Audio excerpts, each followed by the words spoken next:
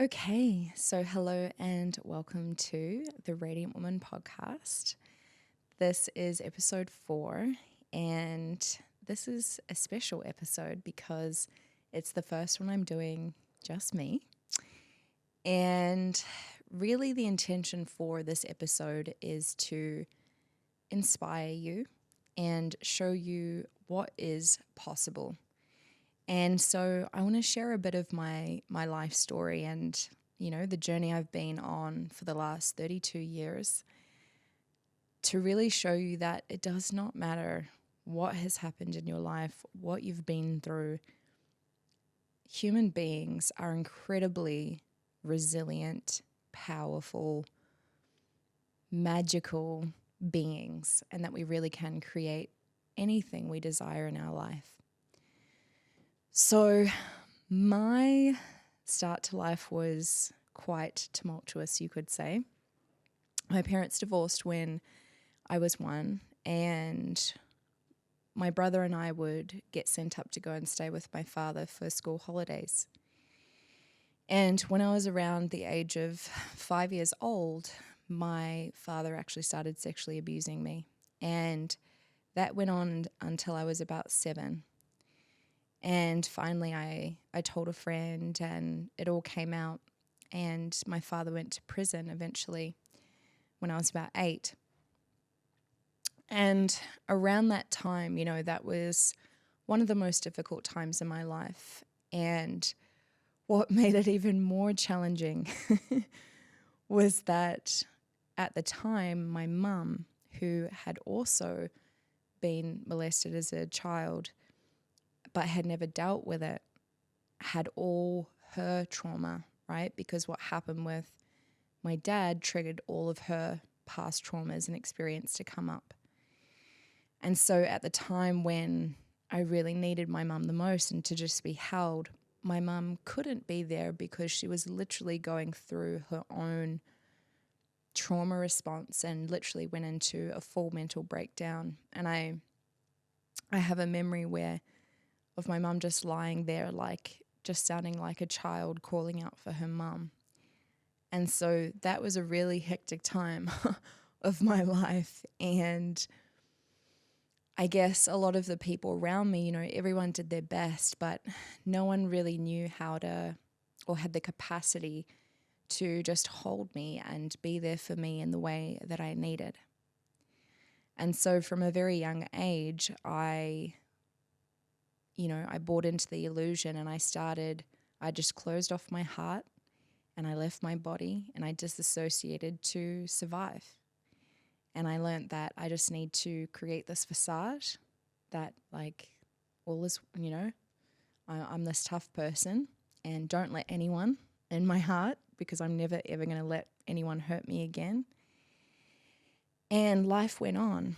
And looking back now, and from all the healing work I've done over the last many years, I realized that it's actually incredible the fact that as human beings, we can disassociate.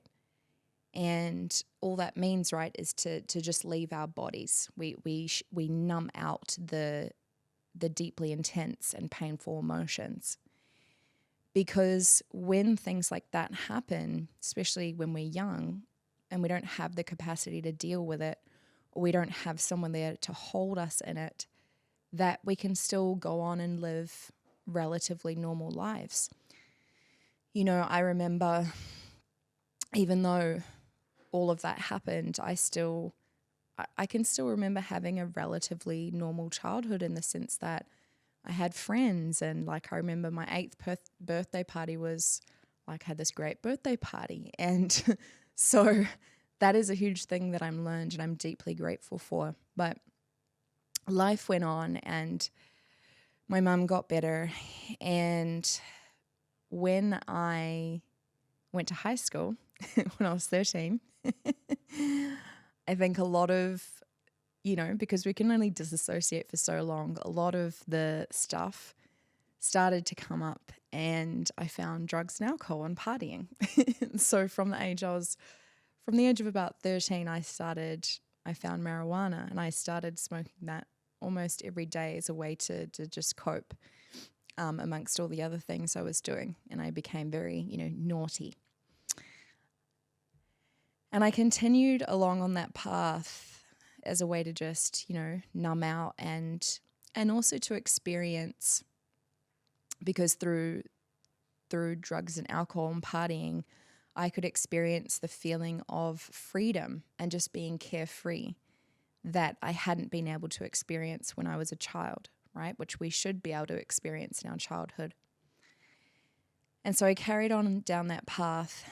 And when I was 15, I remember one weekend, it was Queen's birthday weekend in New Zealand, where I'm from. And my boyfriend and I at the time, we went away for the weekend. And I woke up in the morning and got a phone call. And I can't even remember who it was, but they said, "Your mum's passed away." And I just remember being in total shock and even denial. Like, we drove 45 minutes back to my house, and I remember I kept saying to my then boyfriend, like, no, like, surely she's just sick, or she's just unwell, or something's happened. I couldn't even believe it. Yet sure enough, we arrive at my house, and I remember my brother was there crying. My stepfather there is crying. My little brother, who was 7, was at our neighbour's house and walked in and into my mum's room, and she was just lying there peacefully, but her body, I remember, was white and cold, and she was gone. And I remember at that time, I think just kind of looking up. I didn't really have any kind of connection with, the unseen back then. But I remember looking up and going, like, are you playing some kind of sick joke on me right now? Like, what the fuck? With everything I've already been through in my life, and now this? Like, what is even happening? And I literally felt like life was playing some kind of cruel joke on me. And so that was an extremely difficult time, as you could imagine. And 4 months after my mum's passing, my boyfriend, who was Balinese, he was going back to Bali because he was finishing up school. And I just knew, like, those deep intuitive knowings that you have. I just knew I had to go with him to Bali, because I knew that if I stayed in my current environment, which was toxic and, drugs and partying, etc., and with everything that had just happened, I would not go down a very good path. And so I was just like, I need to go to Bali. And so 4 months after my mum's passing, I went to Bali and I stayed there for 3 years. I was 16 when I moved to Bali, and it's kind of funny because I literally became like a Balinese housewife. I lived in my boyfriend's village in North Bali, and yeah, we created a business there. So he was adopted by an English doctor who had this beautiful piece of land which overlooked the North Bali Bay. You could see across to the Java volcanoes. It was beautiful. And I was like, well, if I'm going to stay here, I need something to do. I can't just, sit around twiddling my thumbs. And so on that piece of land, there were 4 horses there, and there were rice paddies and mango trees and turmeric and whatnot. That was when I created my first business. So together with my boyfriend, we created Pegasus Farm Horse Riding and Organic Produce. And so literally as a 16, 17-year-old girl, I would jump on my Bright Peak scooter. So even back then, my favorite color was, Radiant Woman Hot Pink. And I would literally jump on my scooter, and I would go down to the hotels, and I would speak to the managers of the hotels, and basically, I'd charm them with my fluent Balinese. And they always loved that. They were so impressed because most tourists only speak Indonesian. and literally was, worked out deals with them to, if you send your customers up to our farm, you guys will get 10%, that sort of thing. So really looking back, it's like I was born to be an entrepreneur. Even when I was 8, I was selling feijoas to my neighbors. But that whole experience was very healing, because the people in that village were so kind and accepting and embracing of me. And also just being on the land, like working in the gardens every day and being with the horses. That's when I really developed my love of just being around horses, because they're so therapeutic. And so our whole lifestyle there was very therapeutic. And really that's when I first started believing in a higher power, that there is something that is so divine that is always orchestrating our lives that we can't always see, we don't always understand. But the way that everything unfolded, going to Bali, that saved my life. Because had I stayed in my environment in New Zealand where I was, I know my life would have turned out very differently. So that was a really powerful time. And of course, also that's, was really my first experience of being an entrepreneur and realizing, oh my God, this is amazing. Like look what I can create when I really put my mind to something, and I loved it. So that was amazing.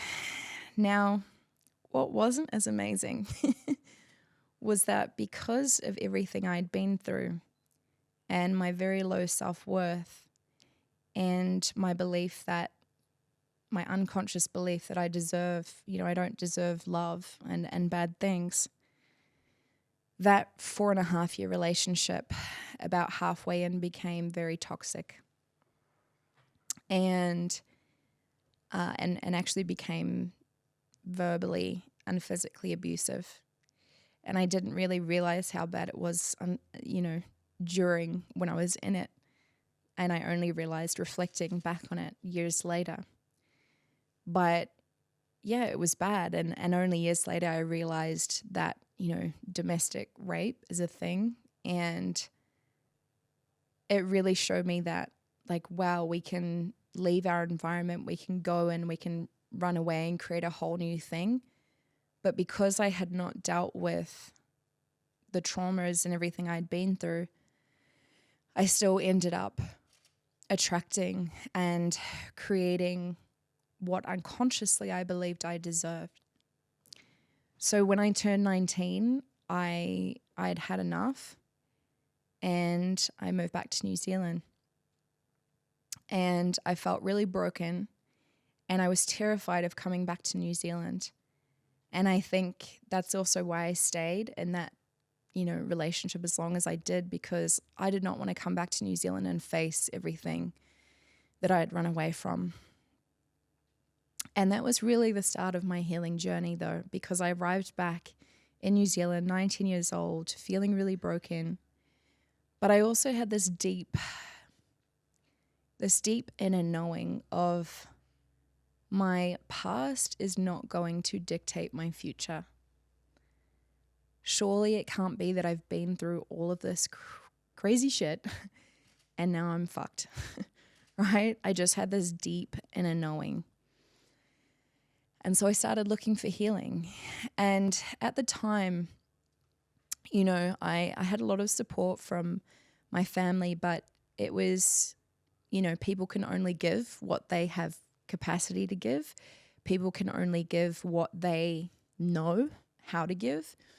And so it was all very mainstream. So I started out seeing a psychologist, and that only got me so far, right? Talk therapy. It only got me so far. And a couple years into that, when I was 21, I started really going into a downward spiral of, again, the partying, and I was working as a waitress.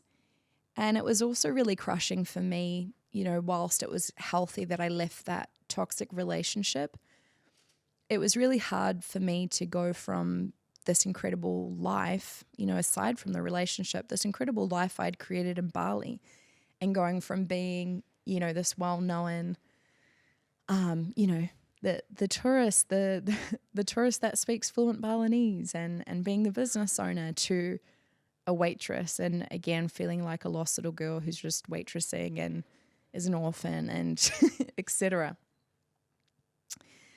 So again, I went into a dark space, but I remember when I was 22, I found Wayne Dyer and Louise Hay and Abraham Hicks. And I was a very, weird 21, 22-year-old, because I'd just spend hours listening to them on YouTube. I remember Sunday afternoons, I'd just be listening to Wayne Dyer all afternoon. And that started really helping me a lot. And through that, okay. So when I was 19, so to backtrack a bit, I arrived back in New Zealand.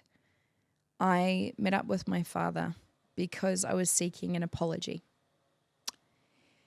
And I was under the illusion that I needed him to apologize to me to be able to move forward with my life. And then when I met up with him, not only could he not acknowledge that what he did was wrong, but he blamed it on me.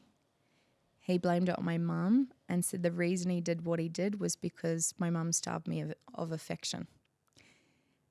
And so I was absolutely crushed. And that's what kind of led me into this downward spiral again. And then when I was 21 or 22, my siblings came to me and they said, "Oh, he wants to apologize." And I met up with him and he apologized. It was a weak apology, but he did. And in that moment, I realized, I said, wow, I've been waiting all this time for an apology so that I can forgive and move forward with my life.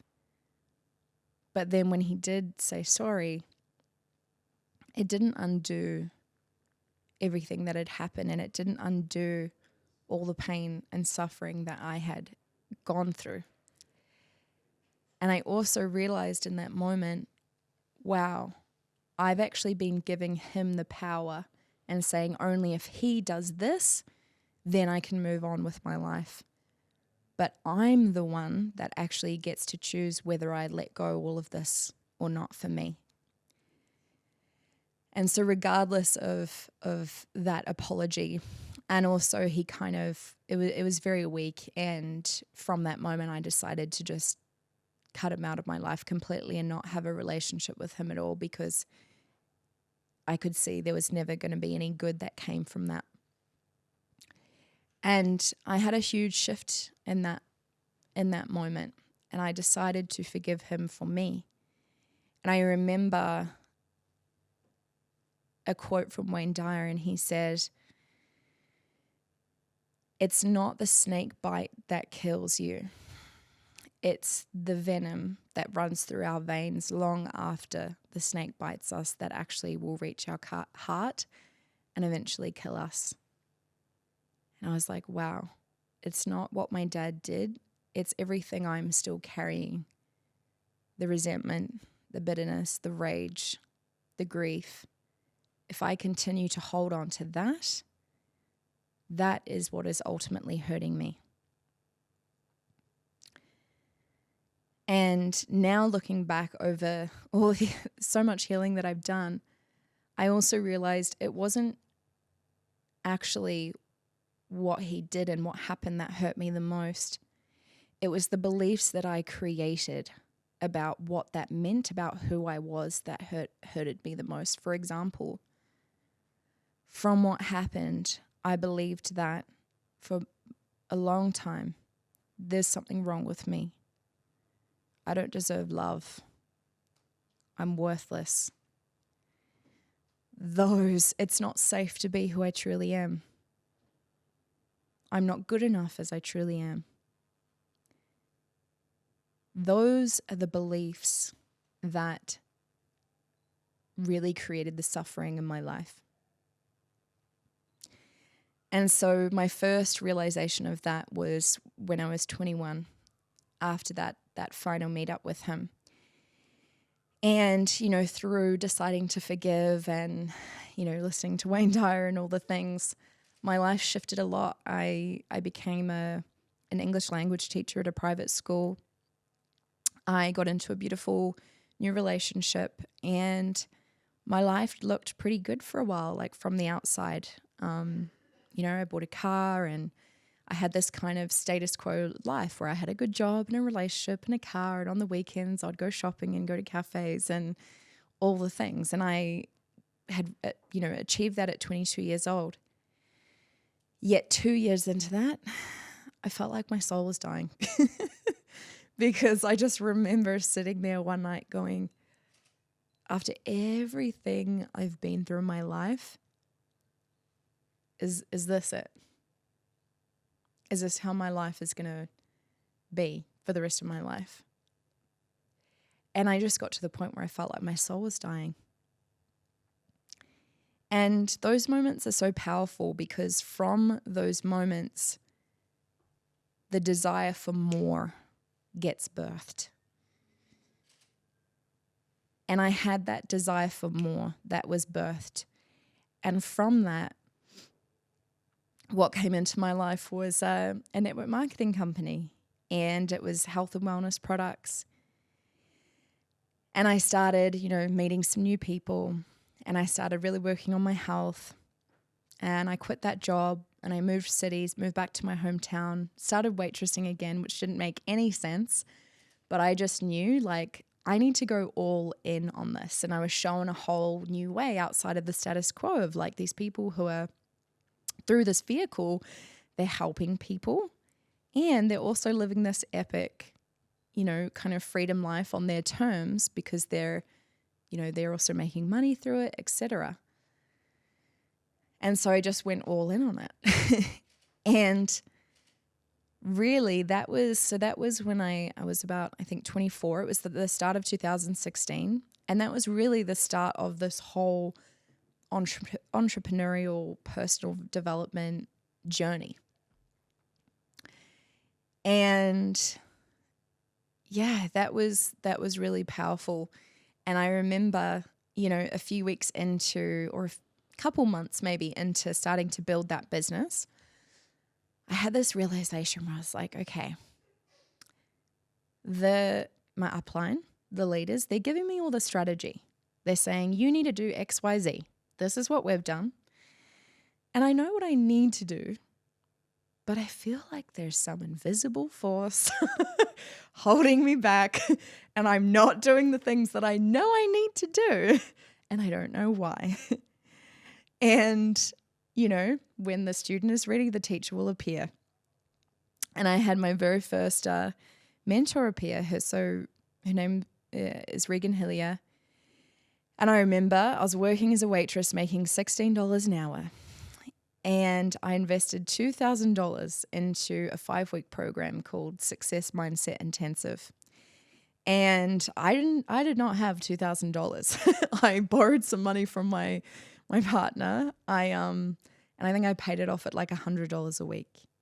But I just knew when I saw it and I watched the webinar, I was like, full body knowing I need to do this. So I just made it happen. And from there, I then invested in a one-to-one coach who is now my husband, which is pretty funny. And I just kept investing in myself. And that was 8 years ago now. And very quickly, so much of my life changed. By October that year, I arrived in Australia with a couple of suitcases, quit my job, sold my car. And a few months after that, I got together with Steve, my now husband, and things took off very quickly. We started our business together. It was called Intuitive Breakthroughs Coaching and Healing. And things were really great for a while. You know, I was a 26-year-old making, you know, who had gone from a waitress making $16 an hour to suddenly we were making $20,000, $30,000 a month. And I was like, holy shit, this stuff works. This is amazing. And then we found out we were pregnant. So 9 months into our relationship, I fell pregnant. And I was 26. And it was a shock. It was not planned. although it's funny because my auntie jokes to me. She said, well, were you using protection? I was like, well, no. And she's like, well, you can't say it wasn't planned then. Take some fucking responsibility. So thank you, Auntie Libby, because it's true. I was like, it wasn't planned. But anyway, we didn't take precaution. But it was so divine because our business was rocking. We were like, living the Instagram location-free lifestyle, right? Of like location-free laptop lifestyle. We can work from anywhere in the world as long as we've got a Wi-Fi connection. We lived in hotels, Airbnbs between Australia, Bali, New Zealand. It was fun for about 4 months, but about 8 months in, and by the time we had our son, I was like, okay, I'm so fucking over this. And I to be honest, I would never do that again. I love having a home base. And even over the last 12 months, I've traveled to Bali, Sweden, Dubai, Vegas, Japan, New Zealand, a lot of places. In 2 weeks, I'm going to Fiji. But I love, like just yesterday, I got back from New Zealand. Nothing beats the feeling of arriving home. So we learned through contrast, and that was great for me to learn that, okay, this is not for me. But so 8 months into that, so we literally had our son whilst we were like living in an Airbnb in New Zealand. And that was a huge turning point for me because after we had our son, all of my childhood trauma came to the surface.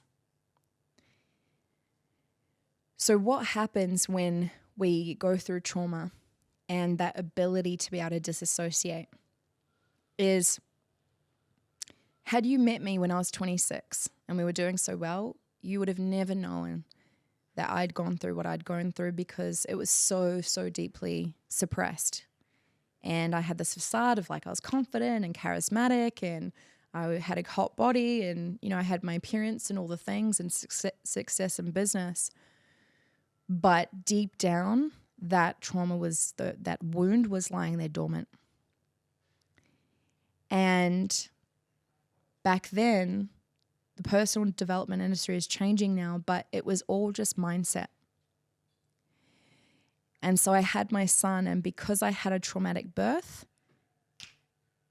right, we can have all this dormant trauma and then we experience a new trauma and it triggers all of our past trauma symptoms to come to the surface. And that's what happened for me. And it forced me to start going deeper than just mindset. Than just like, oh yeah, I'm going to choose to forgive that person and then maybe have a few cries.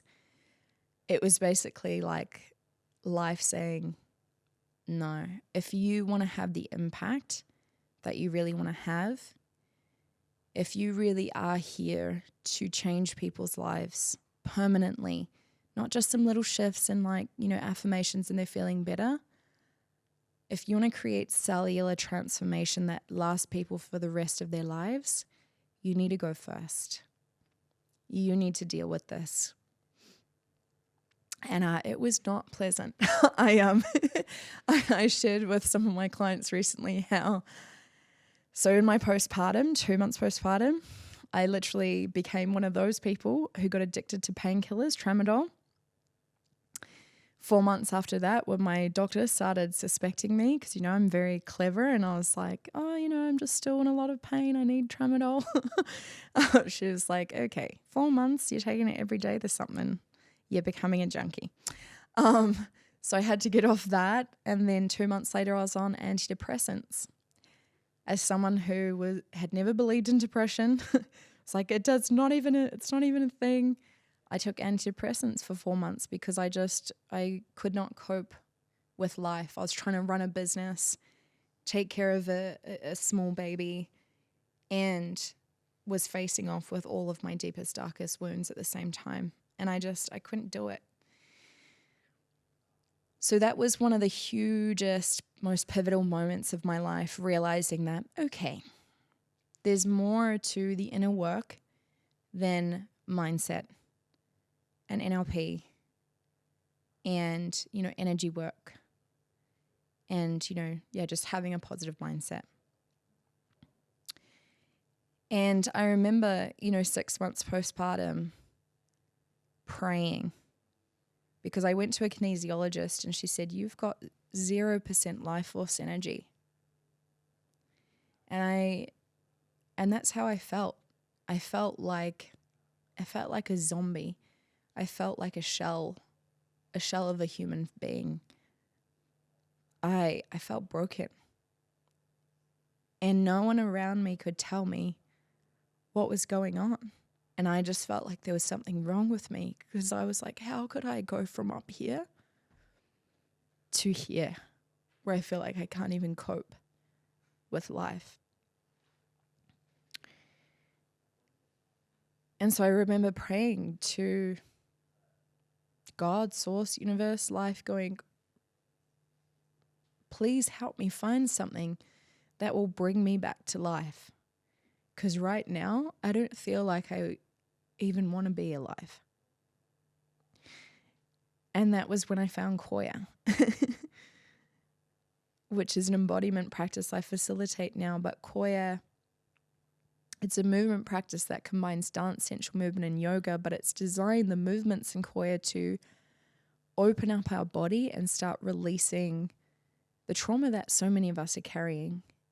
And that I started doing that, and within a few months I was off the antidepressants, and I learned how to come home to myself. I learned how to come back into my body after a lifetime of not being in it, not wanting to be in it. I learned how to start feeling again. And so that was great. But because I had a lot of trauma, a lot of stuff to move through, and I was really going through a crumbling. I was going through an ego death. I was going through a dark night of the soul. And because I was crumbling, our business crumbled. And so by the time our son River was about 18 months old, we drove from Cairns to the Sunshine Coast because we wanted to move there. And within a few weeks, we ran out of money and we ended up in a tent. We were in a tent for 2 weeks. So can you imagine going from like multiple six-figure, earner, successful entrepreneur, driving this amazing car, traveling, Instagram life, to homeless? If you want an ego death, if you want your ego just to be crushed into the ground, that did it for me.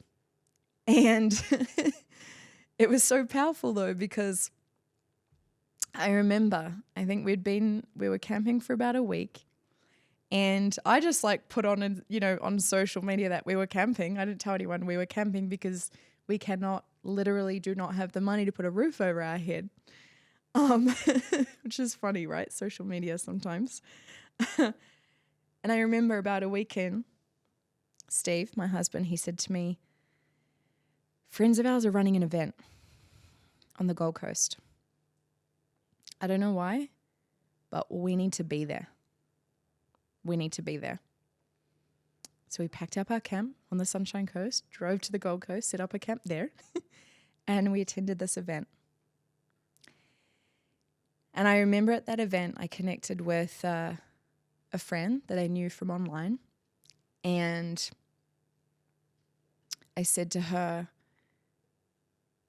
I got over my ego and I said to her, yeah, we're literally sleeping in a tent right now because we don't have the means to put a roof over our head. And she invited us to stay at her place for 2 weeks. And from there, another one of our friends, Christy Ord, who's now my best friend, came up and we had this weekend together, and she tried Koya. And then we ended up going down to her house and staying there for 2 or 3 months. And finally we started to get back on our feet. And what that led me to, and what I got from Koya and that whole experience of that crumbling, right? Because what really crumbled was not me. Who we are in our true essence can never crumble or be broken. What was crumbling was this facade and this ego I'd built up over many years. And I got to that place, of being really successful on paper, but inside I was really lonely. And through actually letting that guard down and being vulnerable, I started to get the connection with other people that deep down I was craving. And it's almost like the rest is history, because that was 4 years ago. That was 2020. It's now 2024. So 4 years ago we were homeless. And now today I have an incredibly successful, thriving business. I was just telling Emily here, who's the podcast manager, how last week I made $26,000 in one day, had a $50,000 sales week, and it was very simple and straightforward. And I'm 32 years old. And so I wanted to share all of this so that for anyone out there who's listening to this, this is the power of this work. When we do the real work is not the fucking disassociated, connecting with these. And we cannot avoid the grief, the pain, the trauma, the wounds that we're carrying in our body. We need to go into the body. We need to feel everything we've been carrying. And, the founder of Koya, Rochelle Sheik, she said, when women first come into their bodies, the first thing they meet is their grief. Because so many of us, like most women and humans that I've met, are just walking around just very disconnected from their bodies and are carrying so much. Because in our culture, in our society, we're taught emotions are weak, suck it up, toughen up, don't be a princess, drink some concrete, don't be silly, you're overreacting. But the only way out is through. And for me, it's been going into my deepest, darkest stuff that I truly found the light, and that I could actually bring that light into my body and into my being, and come home to who I truly am, and to create success from the heart and from inspiration.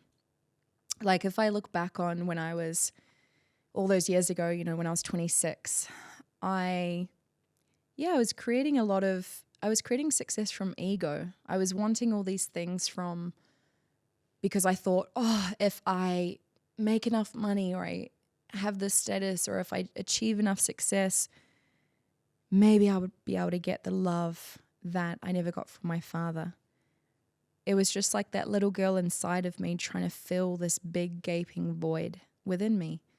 And it never worked. The only way I could actually and have been able to fill that void was with my own love and from coming back home to myself. And so a couple things that I want to leave you guys with is, in all, I've worked with hundreds, thousands of women over the last few years.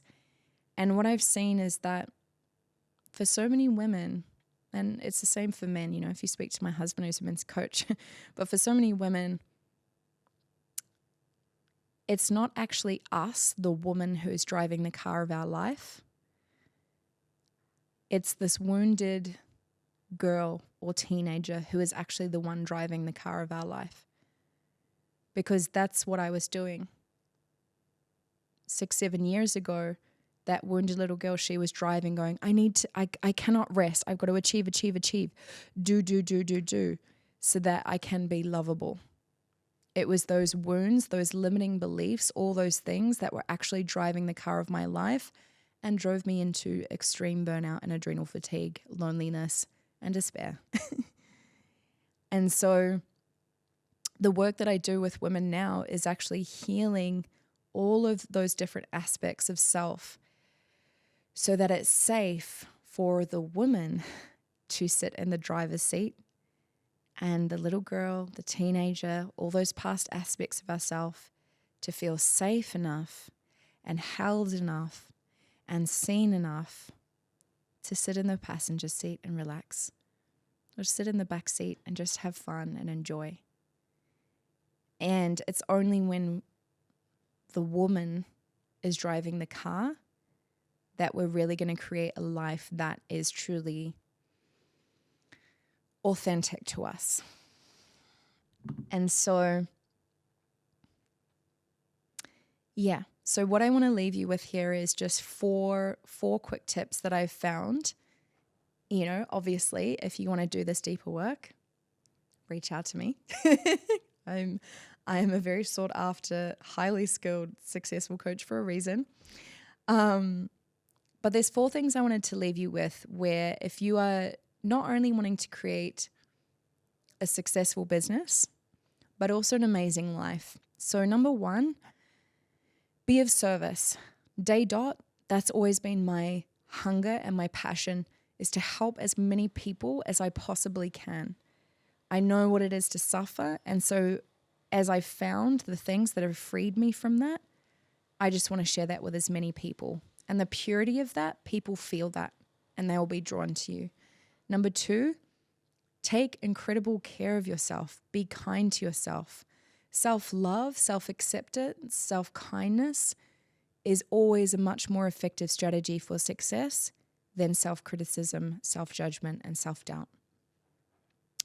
Number 3, love what you do. Do what you love. If you're trying to do something, say in business as a venture because it makes logical sense, or because you think you should do it, or because it's going to make you a lot of money, you're probably not going to last very long in it. And the stats are not great for people who really make it in business. So you need to love what you do and trust that if you follow your joy and you do what you love, you will be supported always by life, by God, by source, whatever you believe in. And number 4 is make joy a priority. Your purpose, first and foremost, is to be in joy. And I think it's easy for entrepreneurs. They become entrepreneurs because they want to live an epic life. Then they get bogged down in all the to-dos and all the things they need to, do and achieve. They let their wounds drive them, and they forget why they even became entrepreneurs in the first place. If you're not having fun, if you're not in joy most of the time, you've forgotten the whole point of life. And if you can't feel your joy, it's probably because you don't allow yourself to feel grief. So again, come and work with me if you want to experience more joy. But yeah, that's what I want to leave you with today, and sending everyone who's watching so much love. And yeah, you absolutely can create anything that you want in your life.